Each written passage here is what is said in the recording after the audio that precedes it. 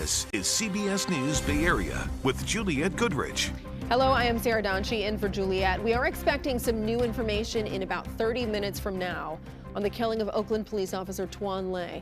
OPD, the mayor, and the district attorney in Alameda County holding a joint news conference at 7:30. We will be streaming that live for you. This is the first time we'll hear from them since we learned of arrests in the case. Among those in custody, 27-year-old Mark Sanders. Sources tell us he is the man suspected of shooting Officer Le as he was responding to a burglary last week. The suspects are due in court first thing tomorrow morning. Our Katie Nielsen has more on these arrests, which come at an especially tumultuous time for the city of Oakland. What we do know is that this all started in the early morning hours of December 29th when a robbery crew broke into a suspected illegal marijuana grow house on Embarcadero and 4th Avenue in Oakland. Police say Officer Tuan Le was working undercover that night and responded in an unmarked police pickup truck. At some point, as the suspects were trying to get away, at least one of them opened fire, shooting Le in the head, causing him to crash into two other parked cars. He died at the hospital a few hours later. We can't continue on the course that we're on. Something needs to change. Bishop Bob Jackson is the pastor at Acts Full Gospel Church in Oakland and says the death of this officer should be a wake-up call to the community. I've been here 78 years, and I have never seen Oakland look the way it's looking, and the people act the way they're acting. I'm talking about the people that are committing all of these crimes. I've never seen that before. He says many of the city's crime problems come from two sources. First, the fact that OPD has been without a permanent chief of police since Mayor Sheng Tao fired former police chief LaRon Armstrong in February of 2023. The chief does serve at the will of the mayor, and again, I've lost confidence in Chief LaRon Armstrong. The city is now no closer to hiring a chief, as Mayor Tao just rejected all of the latest candidates put forward by the police commission. He also says District Attorney Pamela Price is not doing enough to hold criminals accountable for their actions. It's been evidence that she hasn't been prosecuting these perpetrators that are doing these heinous crimes, and it seems like she's giving them a free pass. As of the time that the courts closed today, the DA's office had not submitted the official charging document for the suspects. That will have to happen tomorrow morning before they appear in court. Officer Le's death just adds to the frustration, fear, and sadness many Oaklanders are expressing about their city. Unfortunately, this is a beautiful city, but the crime is what makes it look so dirty. I had my window broken out 2 months ago, and I wasn't even mad because that's where we are now. It's the love-hate thing. You're right. I love it for the cultural aspects. I love it for the people here and being here. I hate it for kind of how things are being run. I see a lot of crime and a lot of stuff that's happening, and everybody wants to point the fingers and come up with it. But at the end of the day, it's like, what's the plan? What are we trying to do to make it better? So in the past year, robberies went up 37%. Burglaries went up by 24%.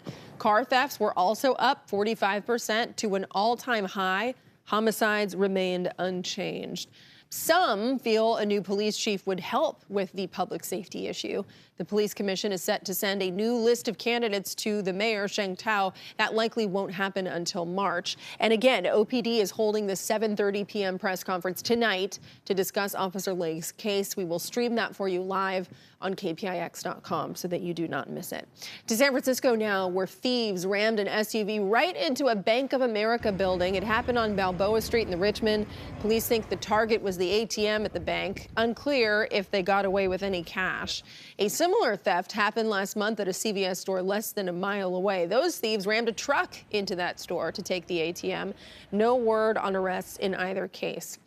ATM thefts have been on the rise in the city of San Francisco. The SF Standard reports 11 last year, up from just 2 in 2022, and it's been such a frustrating problem around the country. One lawmaker even introduced a bill that would make stealing an ATM a federal crime. State lawmakers went back to work today, but there wasn't much they could get done. Andrew Hobner shows us that is because hundreds of protesters took over the state capitol, calling for a ceasefire in Gaza. On the first day of a new year in the California State Assembly, you are out of order. An early adjournment. As Jews, as elders, as U.S. taxpayers, this is not okay. This is funding genocide. Protesters taking over the rotunda in Chambers. Every day that we were on break, people died. So today is the day that they're back, so we are back to demand a ceasefire. Calling for a ceasefire in the Israel-Hamas conflict. We're coming at it from caring about all souls, and that's what Judaism has taught me. Governor Gavin Newsom traveled to Israel in late October while the U.S. Campaign for Palestinian Rights alleges $600 million of an estimated $3.8 billion U.S. dollars has gone to funding Israel. And we'd like to see that stopped and instead diverging that money and investing in California communities and climate resiliency and universal health care, child care, that kind of stuff. No arrests were made and protesters cleared out around 4 p.m. But some called it a victory for the cause. The awakening is a relief. I've been working on this for 20 years and I gave up. And this is giving a lot of people new hope. As state senators reckoned with the needs of their constituents. Our caucus's horror at the absolute devastation that we are seeing in Gaza. And an opening in a broader discussion about Jewish identity in the contexts of this war. No way that it can be safe there for Jews as long as there's an occupation that's oppressing another people. The only safety for Jews is to be in solidarity with all peoples. 8 months after announcing it would stop issuing new homeowner plans in California, State Farm is jacking up rates for the people who still have them. And Makovic on their reasoning for these rate hikes and how people may partially be able to get around them. I know one thing, people are so mad about this. I know. Well, and it's leaving people with very few options in some cases, really none. Things are getting more and more limited. State Farm announcing in May that it would no longer issue new homeowners policies in California, but that current customers can stay on. Well, now we know that in order to do so, they're going to have to pay up. Both in May and today, State Farm points the finger at risk, what it calls rapidly growing catastrophe exposure to things like fires and floods, as well as steep increases in home repair costs. So the insurer is raising rates by an average of 20% starting on March 15th. That is an increase specific to California companies. Farmers and Allstate Insurance also announced last year that they are limiting new policies here. I spoke today with the head of the consumer watchdog for his take.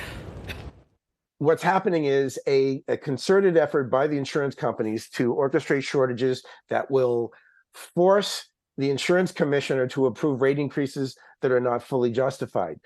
So speaking of the insurance commissioner, Ricardo Lara, I reached out to his office for an interview. They declined, but sent a statement saying, in part, Commissioner Lara is focused on protecting consumers and using every tool at the department's disposal to make sure policyholders do not pay more than they are required. State Farm sending out a statement saying we are committed to working cooperatively with policymakers and officials on reforms that promote market stability and the long-term interests of our California customers. Now, one option California homeowners do have is fire insurance through the state. It's called the FAIR Plan, but it only covers fire damage. So homeowners still need another policy to cover things like water damage and theft as well. I mean, being a homeowner is so expensive. And this is just another thing that people feel like they have to deal with, and a lot of people are just fed up. Yeah, no, it really is. And the head of that consumer watchdog I spoke with said that he believes that there is going to be a lawsuit over this. So it's not all finished yet. But again, those rate increases set to transpire in March. Okay, all right. We'll have to wait and see if that lawsuit happens. And thank you so much. Another